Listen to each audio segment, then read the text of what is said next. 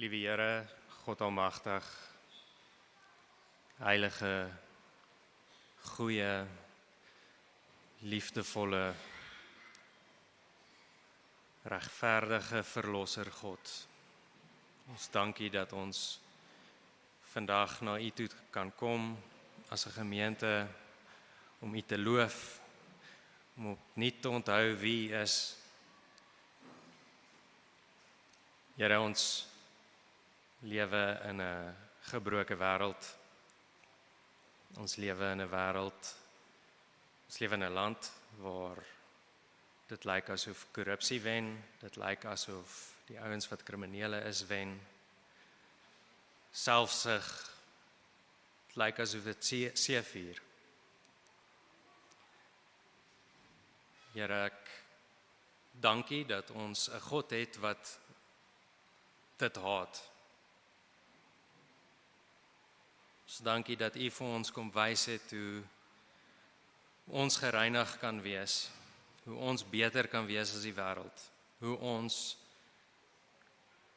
verander kan word, want Here, dit is ons natuur.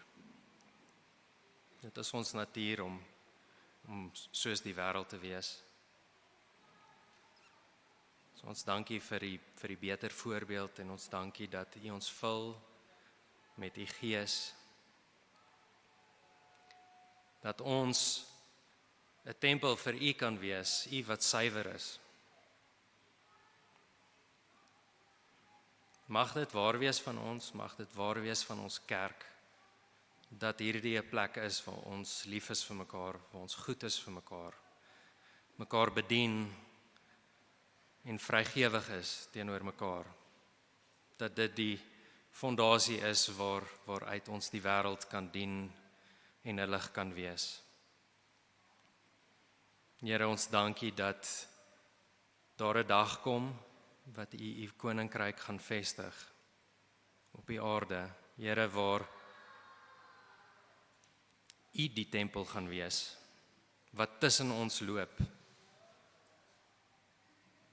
waar hierdie oorloë en hierdie korrupsie regverdig geoordeel gaan word. En waar ons in vrede saam met U kan lewe. En ek bid dat al die verkeerd in hierdie wêreld ons sal honger maak en lus maak vir U wederkoms. Kom Here, kom reinig hierdie wêreld, soos wat U ons harte reinig, deurlopend en genadig en geduldig is met ons wat sukkel. Ek bid dit in Jesus Christus se heilige naam. Amen.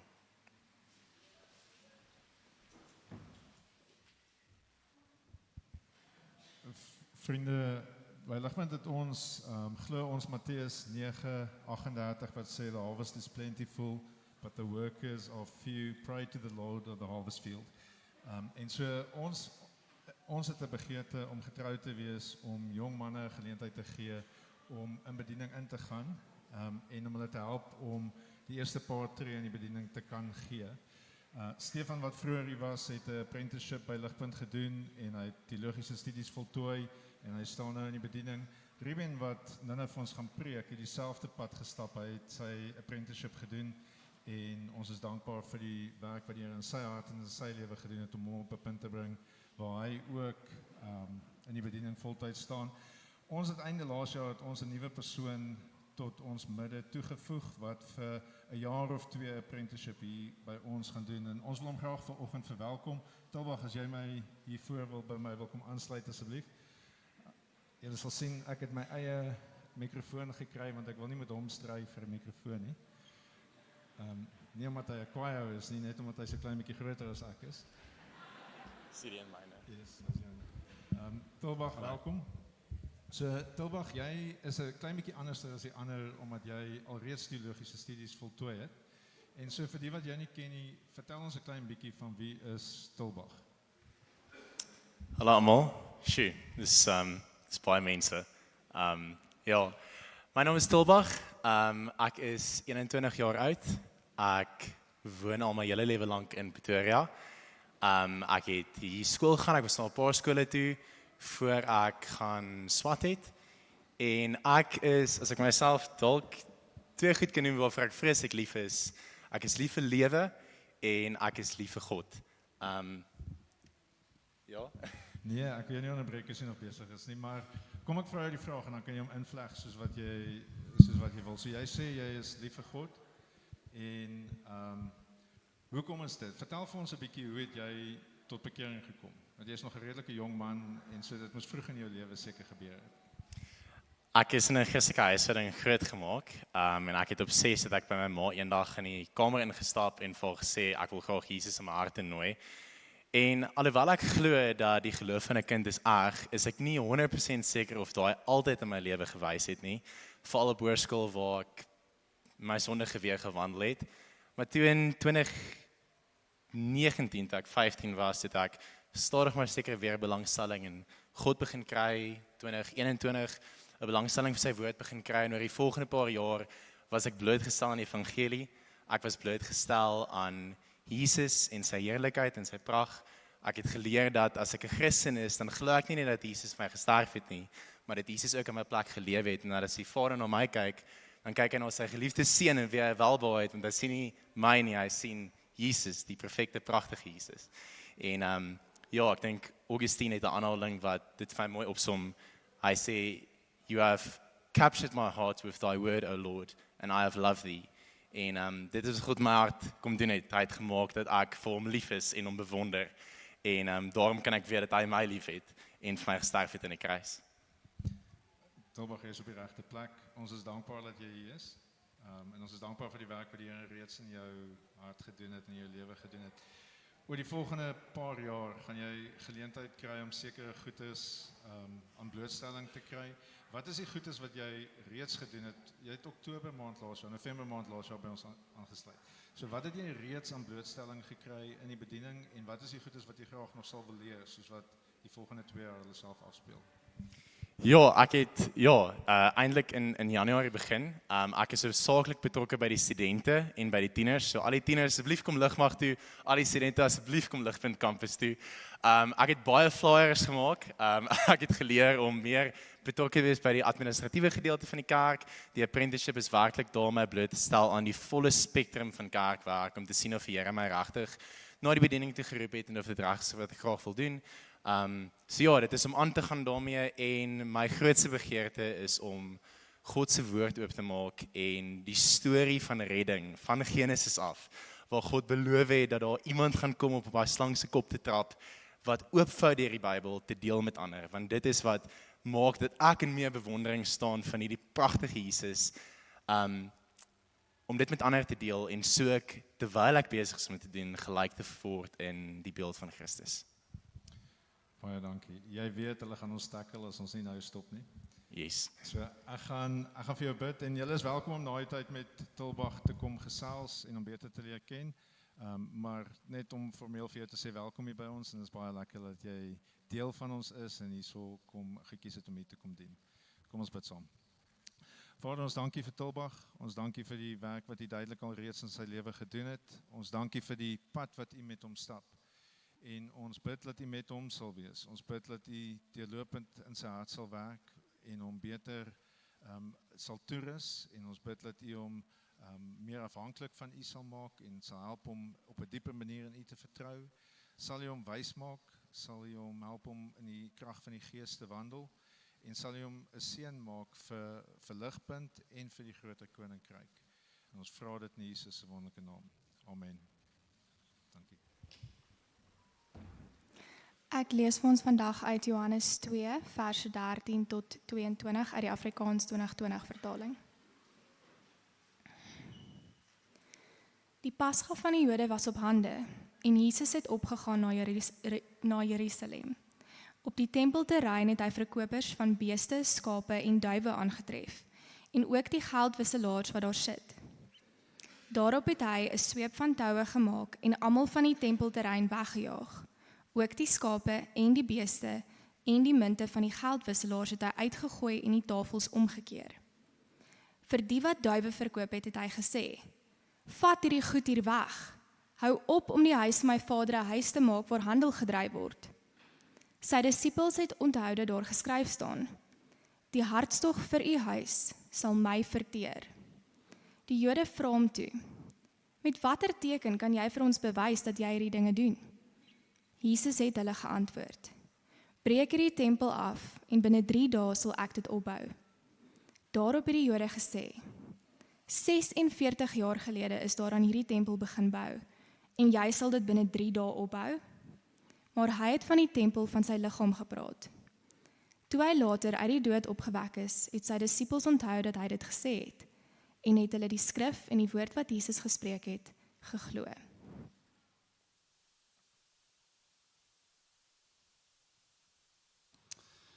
Goeiemôre gemeente, dis soos altyd 'n wonderlike voorreg om by julle te wees en God se woord met julle te kan deel. Ons is in 'n ongelooflike reeks Vreemde Verlosser, waar ons kyk na vreemde stellings wat ons verlosser Jesus gesê het, en ons kyk daarna in die groter prentjie van die Bybel, soos Tilbag ook genoem het, hoe mooi is God se groot verhaal van die Bybel. En so ons gaan 'n bietjie rondspring in die Bybel om te verstaan wat Jesus hier gesê het in Johannes 2. Maar voor ons begin, kom ek bid en vra dat God ons sal help.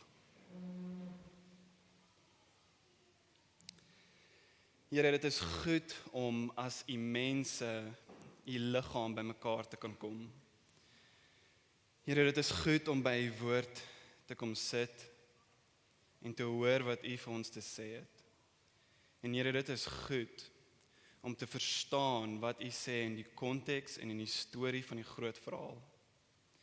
En so Here, ek wil bid dat die Heilige Gees kragtig sal werk in ons en deur ons, soos ons kyk na die woorde van Jesus in Johannes 2 en verstaan wat dit beteken vir elkeen van ons en ons as kerk, plaaslike liggaam wat hier sit vanoggend.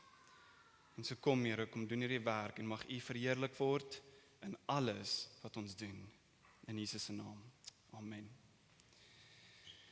Vriende, ek en my vrou Megan het die wonderlike voorreg gehad om laas jaar Junie vir so 'n maand of wat in Engeland te kan gaan kuier en bietjie rond te toer. En soos enige toerist was ons program gevul met al die bekende dele wat jy in Londen moet sien, van die London Bridge tot die Big Ben en dan natuurlik St. Paul's Cathedral. Nou ek weet nie wie van julle dit dalk al gesien het nie, maar is nogal 'n ongelooflike ding om te kan sien. En so ons is baie opgewonde hier aan die einde van ons trip, laaste dag amper, en ons staan in die lang ry. Ons weet nie regtig wat om te verwag nie, maar van buite af lyk dit al klaar amazing. Bietjie moeg vir al die besige treine. Jammer as julle hou van Londen, dit was bietjie te besig vir my, maar in 'n geval opgewonde vir hierdie oomblik. En soos ons instap, tref dit my. En ek dink net, wow. Hierdie is spesiaal. God moet hier wees. Tussen die kersies wat brand en atmosfeer skep, die stilte, die argitektuur wat praat met jou, dink jy God moet hier teenwoordig wees? Maar vriende, die vraag is dit waar? Is dit waar dat God daar vasgevang in St. Paul's Cathedral meer teenwoordig is en dat sy teenwoordigheid daar bly? Sien vriende, ons weet dat hierdie partykeer waar is van ons as ons dink aan 'n mooi plek waar ons gaan, 'n kathedraal of die strand of die berg, daar is God meer teenwoordig. Maar as ons so dink vriende, is dit problematies. Want sien, God se teenwoordigheid kan nie vasgevang word in een plek deur een groep mense nie en was nooit bedoel daarvoor nie, en dit is presies hoe Israel gedink het. En dis juis omdat Israel hierdie gedagtes gehad het, wat Jesus die ongelooflike woorde wat niemand sou verwag nie gespreek het, breek hierdie tempel af en binne 3 dae sal ek dit opbou. Deur hierdie stelling wil Johannes vir ons iets kom wys van die storie van die Bybel, en hy wil vir ons kom wys dat God se bedoeling vir die mens en vir homself was nog altyd dat sy teenwoordigheid sal versprei word deur mense en sonder grense. En so om hierdie woorde te verstaan, gaan ons moet terugkyk om te verstaan wat die tempel is en wat die doel van die tempel was van die begin af. En so ons gaan kyk, waar was die tempel aan die begin? Waarvoor was dit bedoel? Hoe het Jesus gekom en daai rol oorgeneem en wat beteken dit vir ons vandag? En so kom ons begin, die eerste punt. Die tempel was bedoel vir die nasies. Nou ek het nie te veel tyd om uit te brei wat die tempel is nie, maar in kort sal julle weet dat die tempel is die plek waar God se heerlikheid teenwoordig is. Dis waar mense kan kom om God te aanbid en hom te ontmoet. Nou, ons kom terug na Eden toe en ons sien dat actually was Eden die eerste tempel gewees in die Bybel. Die tuin in Genesis word voorgestel vir ons in tempeltaal, nie net omdat God fisies daar teenwoordig was en gewandel het saam met Adam en Eva nie, maar eintlik ontvang Adam self 'n spesifieke tempelopdrag. Kyk saam in Genesis 2 vers 15. Toe neem die Here God die mens en plaas hom in die tuin van Eden om dit te bewerk en te bewaak. Vriende, hierdie twee woorde is presies dieselfde woorde wat later gebruik word om die priesterlike diens in die tabernakel te beskryf in Numeri 3, waar die Lewiete die heiligdom van die tempel of die tabernakel moes bewerk en bewaak. Sien, Adam kry nie net 'n landbouopdrag nie, hy kry 'n tempel priesterlike opdrag. Maar selfs voor hierdie, in Genesis 1, was Adam 'n groter opdrag gegee om die hele aarde te onderwerp. Lees saam met Genesis 1 vers 26 tot 28. God het gesê, laat ons mense maak na ons beeld, as ons afbeelding, sodat hulle kan heers oor die visse van die see, die voëls van die hemel, die diere en oor die hele aarde, en oor al die kruipende diere wat op die aarde rondbeweeg. God het die mens geskep na sy beeld, na die beeld van God het hy hom geskep. Manlik en vroulik het hy hulle geskep. God het hulle geseën en God het vir hulle gesê, wees vrugbaar, vermeerder en vul die aarde en onderwerp dit. Heers oor die visse van die see, die voëls van die hemel en al die diere wat op die aarde rondbeweeg. Vriende, ons sien baie duidelik hier, en ek het dit 'n bietjie makliker gemaak met die bult, 4 keer is genoem dat mens na God se beeld geskep is. En dan net daarna kom die opdrag, wees vrugbaar, vermeerder en onderwerp dit. Met ander woorde, vriende, kommentators is eengesind dat dit beteken het Adam het die priesterlike verantwoordelikheid gehad om die fisiese en geografiese grense van Eden te verbreed en uit te brei. Hy moes dit doen deur die onvrugbare land daar buite vrugbaar te maak en die beeld van God te vat en die aarde te vul daarmee sodat God se teenwoordigheid kan versprei deur mense sonder grense. Maar ons weet dat in steede daarvan dat Adam die tuin moes bewerk en bewaak, het hy nie sy priesterlike opdrag nagekom nie en toegelaat dat die slang in die tuin inkom en die mens val in sonde. En so het God Adam en Eva weggedryf van Eden en hy plaas gerubs en 'n vlammende swaard in die ooste om die pad na die boom van lewe te keer. En so ons beweeg aan in die storie van die Ou Testament. Ons kom by die tabernakel, die tweede prentjie van 'n tempel. En dis eintlik soos Eden op voete. Die tabernakel het saam beweeg saam met Israel. As ons beweeg van Adam deur die woestyn, kom ons by Eksodus 25 tot 40 waar God weer sy teenwoordigheid wil terugbring na sy mense. Maar hierdie keer kom dit met vele beperkings omrede mense sondig is en God heilig is en daar nie direkte toegang kan plaasvind nie. En so die manier hoe God by sy mense kom woon is deur die tabernakel. En so die beskrywing van die tabernakel is so mooi en dit ego die patrone van Eden in soveel maniere waarvoor ons nie eers tyd het nie, maar dis gebou in 7 aksies, soos die 7 dae van die skepping. Daar's goue lampstaanders wat die bome van Eden probeer teenwoordig.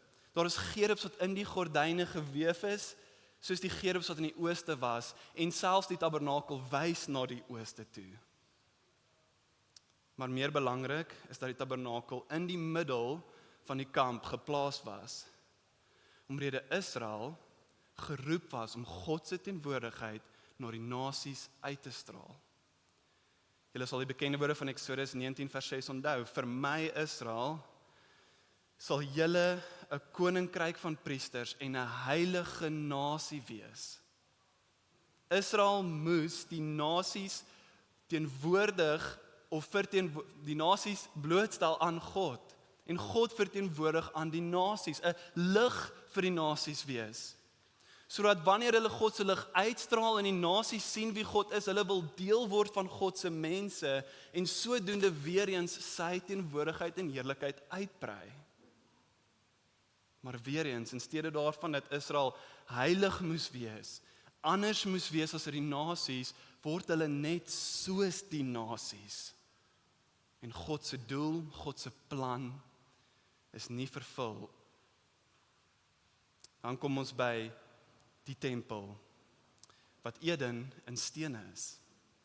Onder Salomo is die tempel in 1 Konings 6 in Jerusalem gebou, en dieselfde as met die tabernakel kry ons weer die tempel gevul met Eden prentjietaal.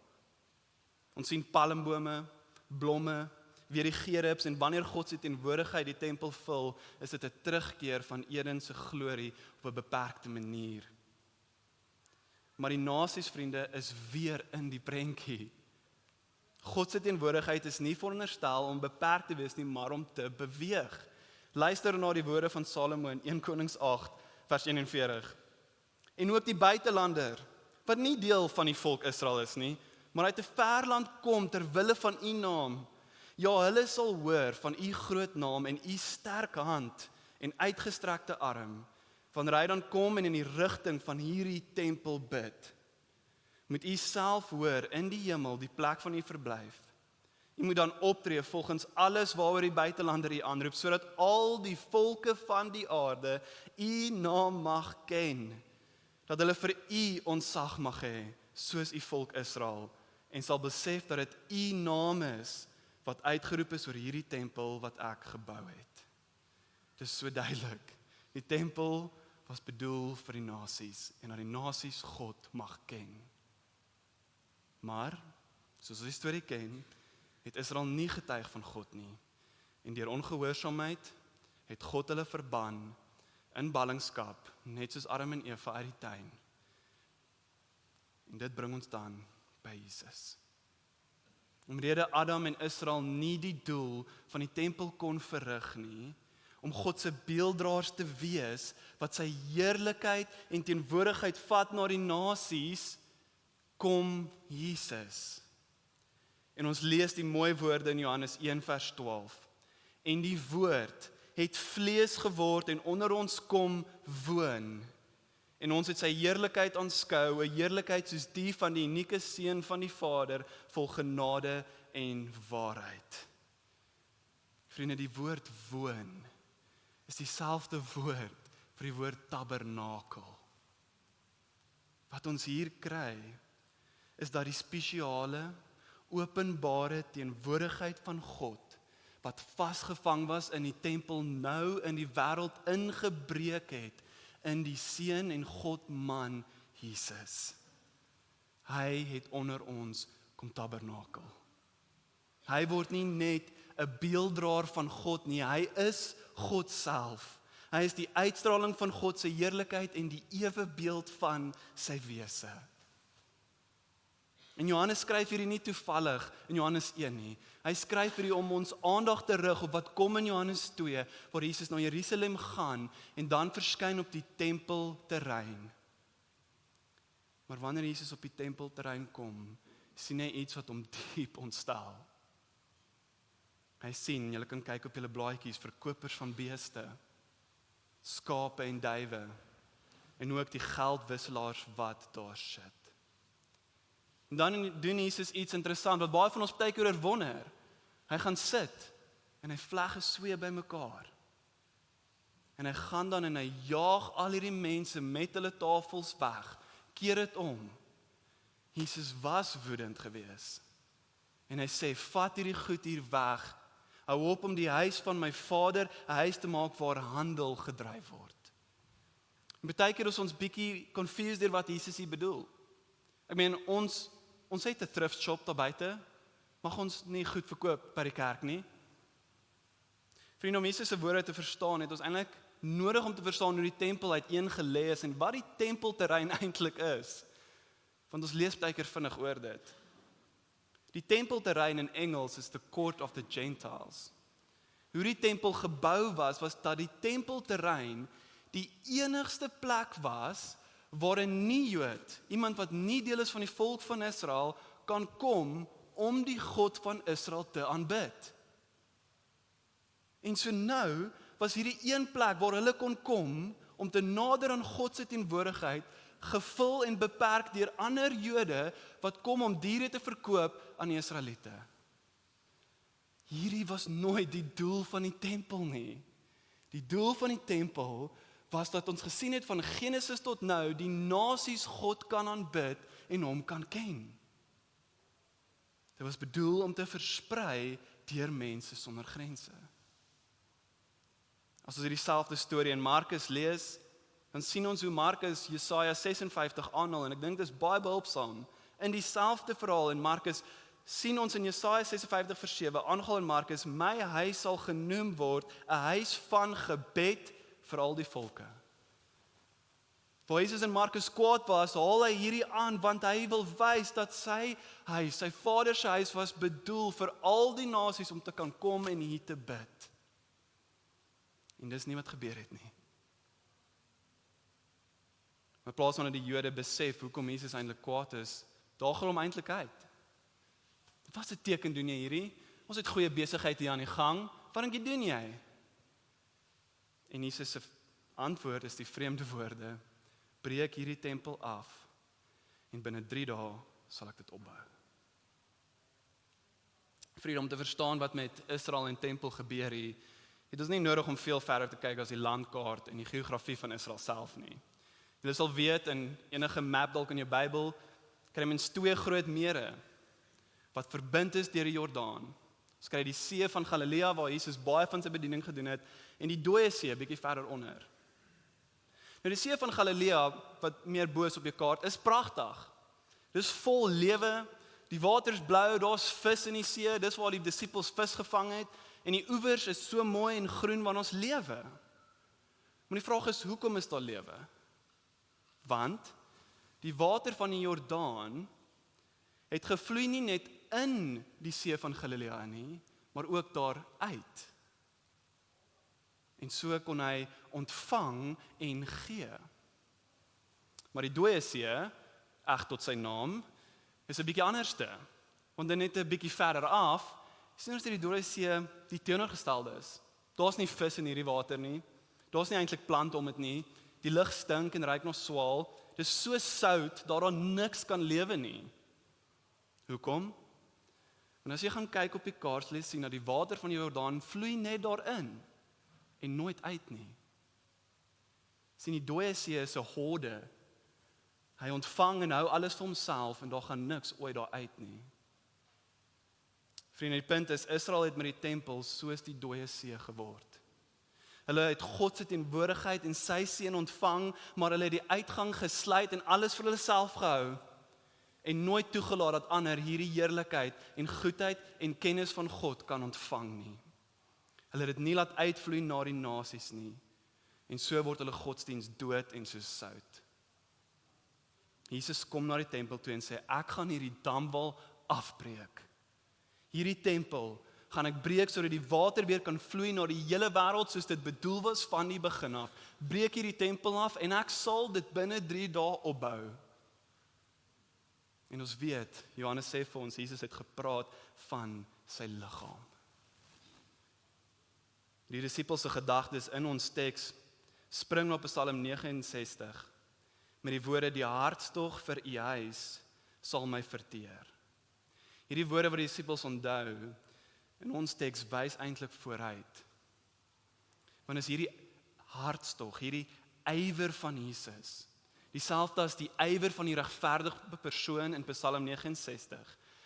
Ywer vir God se huis, vir God se eer, vir God se naam, vir God se heiligheid. Hierdie ywer wat bekend gemaak moet word aan mense, sou Jesus verteer en uiteindelik verteer aan die kruis.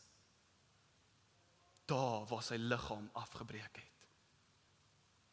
My vriende, soos Jesus se liggaam gebreek het, so het die tempel gebreek. Om hierdie te verstaan, wil ek weer spring na Markus 15. Ek dink dit vat dit so mooi saam in net 3 verse. Wat gebeur het die oomblik toe Jesus sterf. Vers 37, Jesus het met 'n harde stem uitgeroep en sy asem uitgeblaas. En kyk wat gebeur net hierna. Vers 38, die voorhangsel in die heiligdom is in twee geskeur van bo tot onder.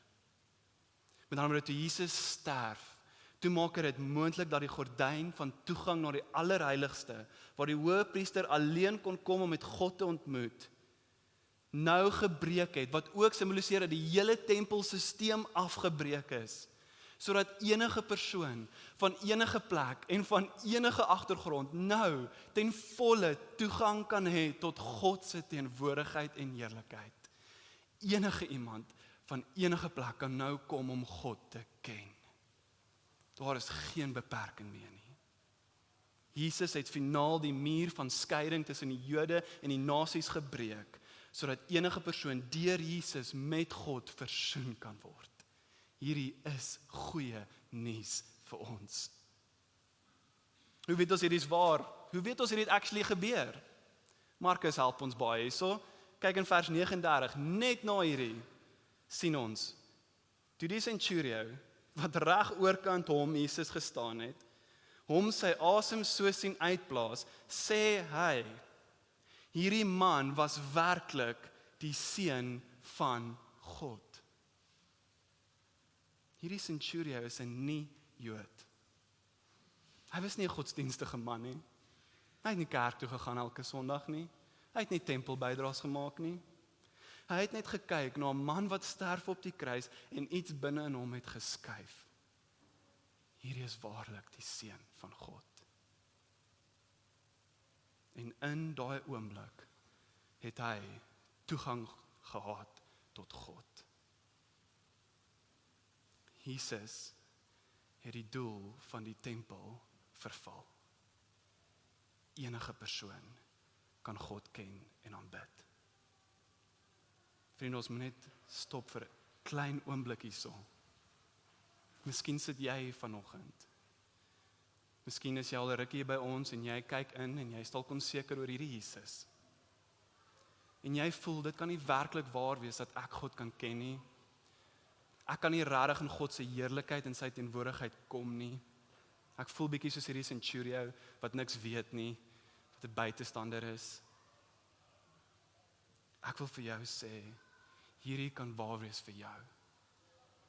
Jy kan in die allerheiligste kom met absolute vrymoedigheid te danke aan Jesus.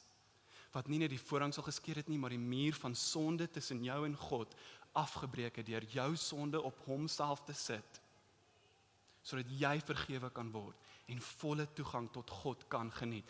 As jy vanoggend ver voel van hom, kom nader en kyk na Jesus, want deur hom het jy redding en deur hom kan jy God geniet ten volle. En glo my, daar is lewe en vreugde in die teenwoordigheid van God. En dis nie net bedoel vir hier nie, dis bedoel vir waar ook al jy is en gaan. Jesus het die gordyn gebreek en na 3 dae het Jesus se opstanding regverdig dat hy nou die nuwe tempel is. Die ou orde is verby en God se teenwoordigheid is in Jesus gevestig, sodat al die nasies nou, ja selfs ons hier in Pretoria, God kan ken en geniet. Maar vriende, daar's meer. Hierdie is nie waar die storie stop nie. God se teenwoordigheid was in Jesus, maar Jesus het opdrag gegee aan sy disippels, sodat die tempel nou versprei kan word deur ons. Hierdie teenwoordigheid moet die aarde vul. En so sien ons in Handelinge 1 dat Jesus vir sy disippels net voor hy opgaan hemel toe die opdrag gee en sê hy, julle sal krag ontvang wanneer die Heilige Gees op julle neerkom, sodat julle kan gaan en getuies wees in Jerusalem, in Judea en Samaria en in die hele wêreld tot aan die eindhoeke van hierdie aarde. En so het die Heilige Gees wel gekom in Handelinge 2 en hulle het krag ontvang, maar saam met die Heilige Gees wat gekom het op elkeen van hulle en so ook op elkeen van ons wat glo in Jesus, gebeur daar iets besonders. En ons sien dit in 1 Korintiërs 6, wat sê, of weet julle nie dat julle liggaam wat julle van God ontvang het, 'n tempel is van die Heilige Gees en dat julle nie aan julleself behoort nie. Met ander woorde, die oomblik wanneer jy glo in Jesus, ontvang jy nie die Heilige Gees nie, jy word ook 'n tempel van God. Jy raak nou die plek waar hemel en aarde ontmoet. Sien julle hoe besonder dit is? En nou is ons missie, ons as kerk, die liggaam van Christus, ons priesterlike rol, nie net om te verstaan wat God sê in sy woord, en dit te gehoorsaam en mekaar lief te hê nie, maar meer, om nie soos die tempelverkopers toegang tot God te verhoed nie, maar uit te gaan en God se teenwoordigheid te vat na die res van Pretoria in die wêreld. Julle, ons het hierdie selfde missie ontvang. Ons kan nie God se goedheid vir onsself hou nie. 'n Manier om hierdie te verduidelik as ons teruggaan na die water toe, is om so te dink daaraan dat wanneer ons geloof vir onsself hou, is ons soos 'n haai wat vasgevang is in 'n aquarium. Kom ek verduidelik, as jy 'n klein haai vang en jy sit hom in 'n aquarium, dan sal daai haai bly in die grootte tot die proporsie van die aquarium waarin hy geplaas is. Met ander woorde, hierdie haai kan 15 cm lank wees, maar in realiteit volle volwassenheid bereik het in hierdie aquarium. Maar die skrikwekkende ding is, as jy hierdie selfde haai sou vat en hom vrylaat in die oseaan, sal hy groei tot 2.5 meter. Wat beteken hierdie? Wanneer ons geloof slegs bly binne die plaaslike kerk, gaan ons nie net begin om ongesond krities te raak teenoor mekaar en ander nie. Om bietjie frustreerd te raak met hoe dinge gebeur, met die musiek dalk of hoe dinge gesê word.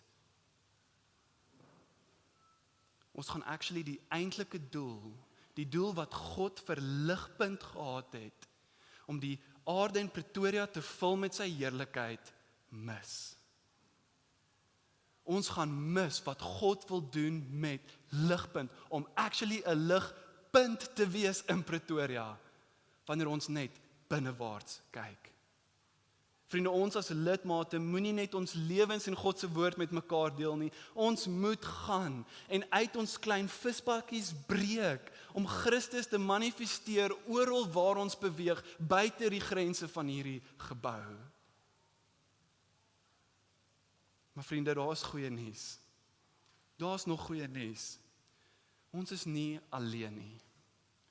Ons het die Heilige Gees. En meer as dit, ons is iets beloof. Hierdie het my getref in die laaste maand meer as enigiets anders, en ek wil julle moet saam met my Jesus se woorde lees in Matteus 16. Bekende woorde vir die kerk. Jesus sê in Matteus 16 vers 18, en ek sê vir jou, jy is Petrus, en op hierdie rots sal ek my kerk bou. En die poorte van Hades sal dit nie oorweldig nie. Ek weet nie van julle nie, maar tot baie onlangs het ek hierdie taal gelees op 'n verkeerde manier. Ek het gedink die weermag van die hel loop teen ons vas, teen ons hekke, en dat ons moet verdedig en terugsit, maar kan vertrou dat God ons sal beskerm en ons sal hou, want die duiwel sal nie ons kan oorwin nie. Maar kom ons lees weer. Ek sal my kerk bou. Die kerk sal gebou word. En die hekke van Hades, die poorte van die hel, sal die bou van die kerk nie oorweldig nie. Die kerk sal groei en uitbrei en op die voorvoet wees, nie verdedigend nie, en die hekke van die duiwel sal nie staande bly teen ons nie. Vriende, hierdie is goeie nuus. Ons het klaar oorwin. Wat beteken ek en jy kan 'n kans vat? Ons kan 'n kans vat by daai persoon by die werk, langs wie jy dalk al sit vir 3 of 5 of 10 jaar. Ons kan 'n kans vat, God het klaar oorwin. Jy kan 'n kans vat met die ouers van jou kinders se maatjies, wie jy sien by partytjies, wie jy sien by oueraande, en soveel skoolaktiwiteite mee saam doen. Jy kan 'n kans vat op hulle. En glo dat God in sy soewereiniteit presiese mense op presiese plekke in jou lewe geplaas het, sodat jy vir hulle die heerlikheid van God kan wys. Vriende, ons kan 'n kans vat, nie net op ons familie nie, maar op ons bure en al ons vriende en waar ook al God ons laat uitbeweeg hier in Pretoria. Kom ons wees 'n ligpunt. Die kenmerk van die kerk is nog altyd om uitwaarts gerig te wees en nie obsessief binnewaarts nie. Sodat ons kan getuig tot die hele aarde gevul word met die kennis en heerlikheid van God. Tot die dag wat God en die Lam die tempel is en Eden die aarde sal vul. Wanneer God se woonplek finaal met die mens sal wees. Maar vriende, tot dan, kom ons gaan en versprei God se heerlikheid. Kom ek bid.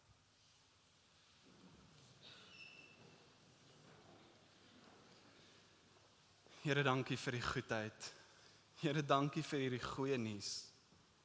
Here, dankie dat ons kan weet dat die duiwel en sy magte, Here, die bose geeste van hierdie wêreld nie kan staande bly teen die kerk nie. Dat ons die krag van die Gees het om te kan gaan en te oorwin. Want U het dit vir ons beloof. Here, ons is geroep om 'n tempel te wees hier in Pretoria. Ons is geroep om die grense van U naam te versprei, sodat die hele aarde gevul kan word met U heerlikheid. Help ons, Here. Help elke liewe een van ons in elke klein situasie en plek waar U ons geplaas het. Mag ons dink en bid oor hoe U ons kan gebruik om te getuig. Ons bid hier in Jesus se naam. Amen.